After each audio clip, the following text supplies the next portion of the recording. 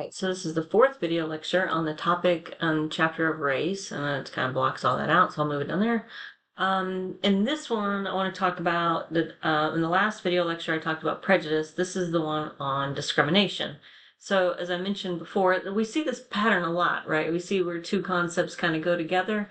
In the chapter on culture, we had the idea of norms, which are values, which are the beliefs, and norms, which are the actions. That's kind of what we mean here by prejudice and discrimination. Prejudice is the idea, it's the beliefs. Discrimination is the action. And in fact, you can kind of you can potentially not hold any prejudices but discriminate, or you could hold prejudices and not discriminate. So you don't necessarily have one with the other, and I'll explain some of that in a second. But the key thing to know is discrimination is an action by the dominant group. And I'm going to offer the sociological definition of these ideas. So you may have heard the idea that there's reverse discrimination. And so this is the notion that a black person would discriminate against a poor person or a white person. From a sociological perspective, that's not possible. From a sociological perspective, there is no such thing as reverse discrimination. And this is because the sociological definition of discrimination is an action by the dominant group. And you'll remember from a couple slides ago that the dominant group is the group that has more power. Furthermore, there's really no consequences. There's no consequences necessarily of, let me use the better example is really to think about class, right? So if a person is a classist, if a wealthy person is a classist towards poor people, so what, right? I mean, there's really, I'm sorry, the other way around. If a poor person doesn't like rich people or their boss, there's no consequences because the poor person has no power. But if a rich person doesn't like poor people, right? So if the person in power, and in this case we're talking about racial groups, so if white people who hold a lot of power, right? Look around the country, or go look around the world. If white people who have the power don't like people of color, and there is consequences for that. If your white political leaders and lawmakers have a racial bias against brown people, particularly brown people from certain parts of the world, they're the ones making the rules, so they could potentially make rules against these brown people who are maybe trying to get access into their country. If, however, the brown people who have no power, who have no money, don't like white people, so what? There's no consequences. They have no resources that the powerful. So that's the key. The key is when the powerful group doesn't like the less powerful group, that's a problem, and there's consequences. But when the less powerful group doesn't like the more powerful group, so what? There's no consequences for that. Okay, so other ways of thinking about discrimination. Again, we're talking about patterns of behavior. We have this concept of individual discrimination. And individual discrimination is maybe when I smile at a white person, but I don't smile at a black person, or maybe I'm more friendly as a server to white customers than I am to other customers.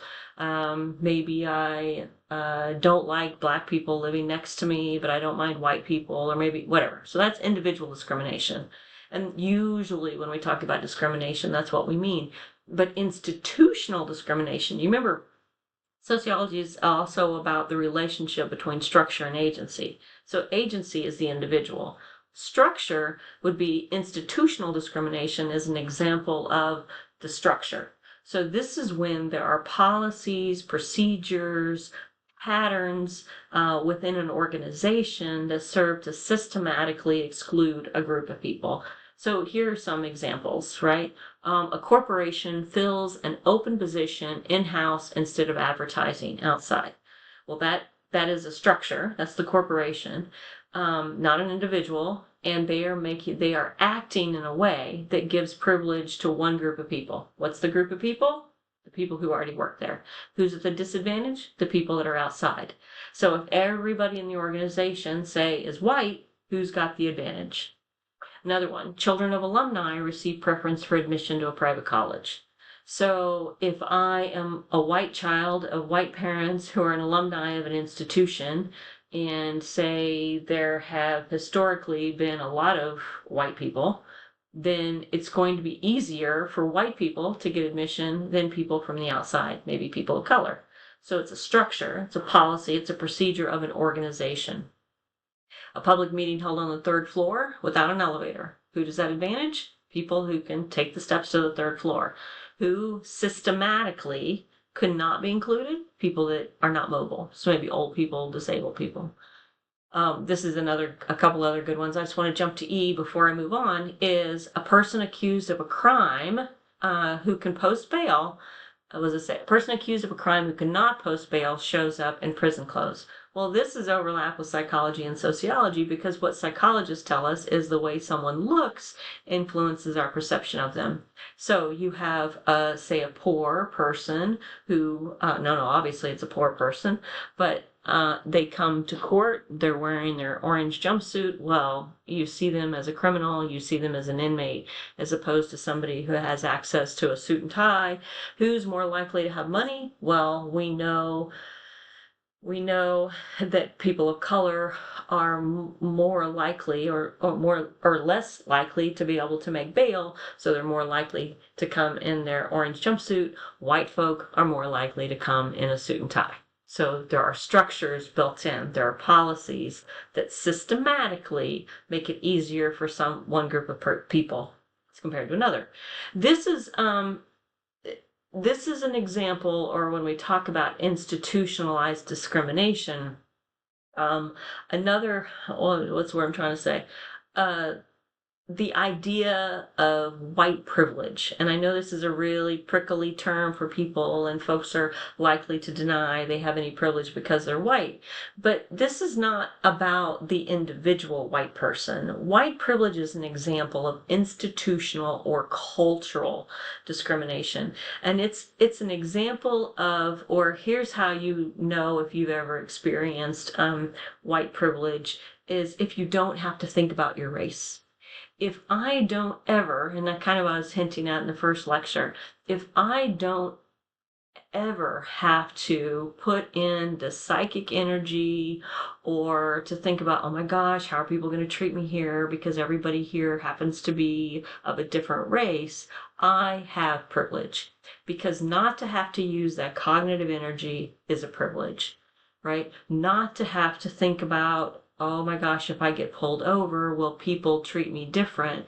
There's an idea called the talk, right? When I was growing up, that referred to sex.